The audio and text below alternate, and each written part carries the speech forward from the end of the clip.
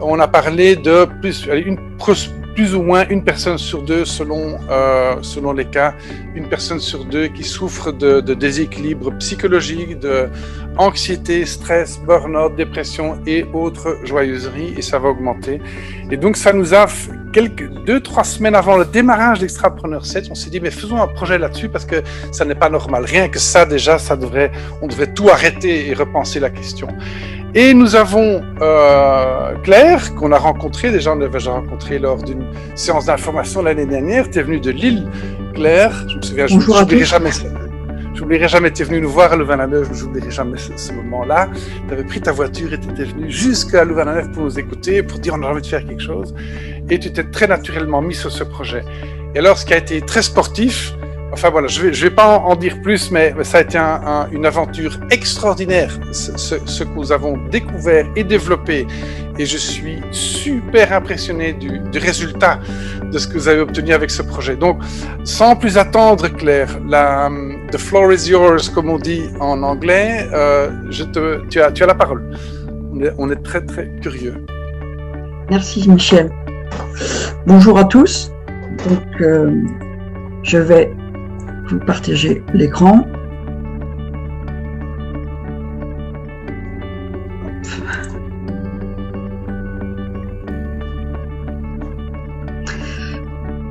Donc j'ai participé au projet Santé et Prévention et plus particulièrement on s'est intéressé à la santé mentale post-Covid. Je ne sais pas si vous connaissez la répercussion du Covid, de cette pandémie sur la santé mentale.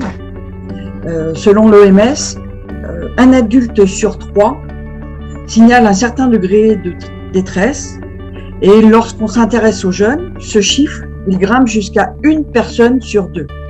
Pour vous donner une idée, avant la pandémie, on parlait de 1 personne sur 4 qui déclarait un certain degré de détresse. Et donc, avec ces chiffres assez faramineux pour moi, on s'est intéressé au coût de ces troubles de la santé mentale. En Europe, pour un an, cela coûte 170 milliards d'euros. Et devant ces chiffres, on s'est dit qu'il serait bien intéressant de se pencher sur la prévention de ces problèmes de santé mentale, donc de la psychoéducation et de l'apprentissage de la résilience, afin de permettre à chacun de pouvoir faire face, trouver ses solutions et faire face à ce monde qui est maintenant incertain et complexe. On a donc créé des cercles de résilience et d'intelligence collective. Alors on les a créés avec 2 publics,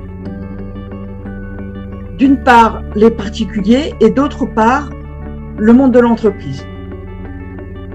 En ce qui concerne les particuliers, notre premier cercle de résilience, il a pu montrer qu'on avait une certaine reconnexion à soi, aux autres. Les participants vraiment retrouvaient la joie pendant ces sessions et forcément ils découvraient une nouvelle résilience qu'ils avaient en eux. Et fort de ce résultat, on a imaginé une synergie entre un hôte qui va recevoir chez lui le cercle de résilience, un facilitateur et des participants qui, via une application, pourront s'inscrire à ce cercle de résilience, qui sera près de chez eux ou près de leur travail, comme ça les arrange. En ce qui concerne l'entreprise, on a mis en place un cercle de résilience et on a travaillé un thème particulier de la résilience. Et on a pu observer que durant cette rencontre, ont émergé un certain nombre de solutions aux challenges des uns et des autres, et que ces solutions, elles étaient applicables et testables par les participants tout de suite après la rencontre. Donc, fort de cette expérience, on a décliné un programme d'1 an avec 48 thèmes de la résilience et 4 thèmes libres qui répondront aux problématiques spécifiques de l'entreprise et des employés.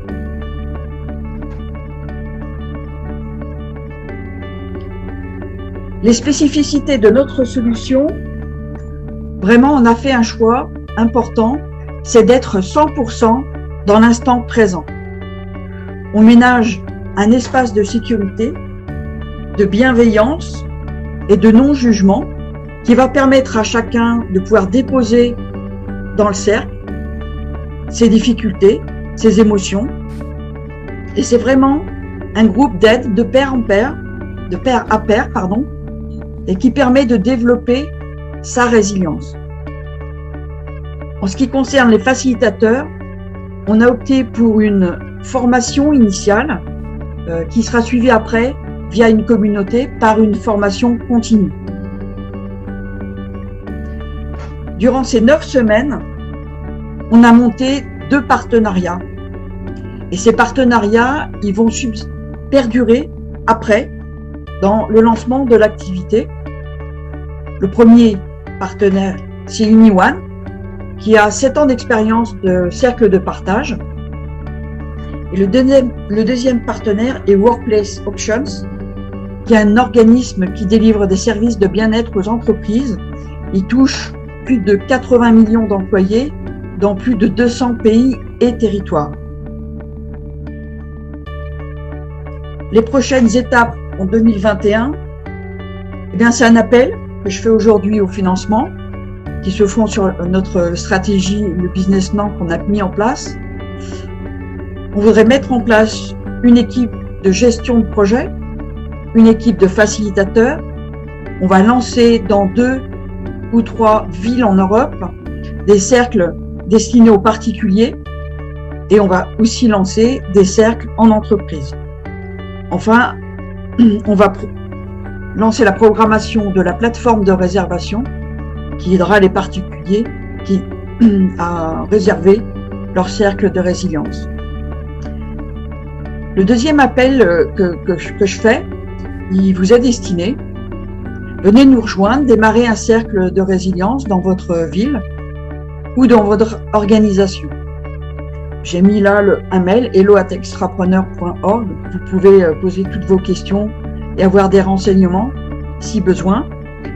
Mais je vous remercie de votre écoute et je suis disponible pour des questions en live.